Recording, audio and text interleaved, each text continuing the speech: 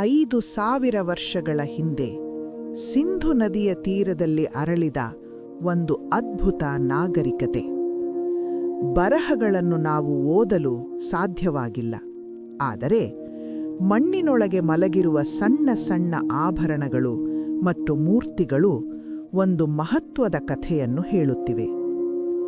ಹರಪ್ಪ ಮತ್ತು ಮೊಹೆಂಜೊದಾರೋ ನಗರಗಳ ತವಕಗಳಲ್ಲಿ ಪತ್ತೆಯಾದ ಮಹಿಳಾ ಮೂರ್ತಿಗಳು ಆ ಕಾಲದ ಸಮಾಜದಲ್ಲಿ ಮಹಿಳೆಯರಿಗಿದ್ದ ಗೌರವವನ್ನು ಮೌನವಾಗಿ ಪ್ರತಿಬಿಂಬಿಸುತ್ತವೆ.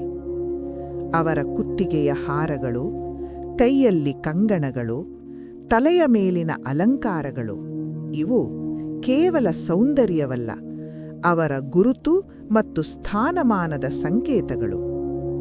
ಚಿನ್ನ, ಬೆಳ್ಳಿ, ತಾಮ್ರ, ಶೆಲ್ ಮತ್ತು ಬಣ್ಣ ಬಣ್ಣದ ಮಣಿಗಳಿಂದ ನಿರ್ಮಿಸಲಾದ ಆಭರಣಗಳು ಸಿಂಧು ಜನರ ಕಲಾತ್ಮಕತೆ ಮತ್ತು ದೂರದ ದೇಶಗಳೊಂದಿಗಿದ್ದ ವ್ಯಾಪಾರ ಸಂಬಂಧಗಳ ಸಾಕ್ಷಿಗಳಾಗಿವೆ.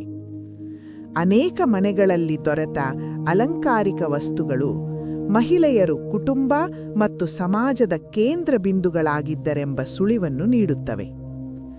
ಬರಹದ ದಾಖಲೆಗಳು ಮೌನವಾಗಿದ್ದರೂ ಈ ಮೂರ್ತಿಗಳು ಮತ್ತು ಆಭರಣಗಳು ಮಾತ್ರ ಸ್ಪಷ್ಟವಾಗಿ ಹೇಳುತ್ತಿವೆ.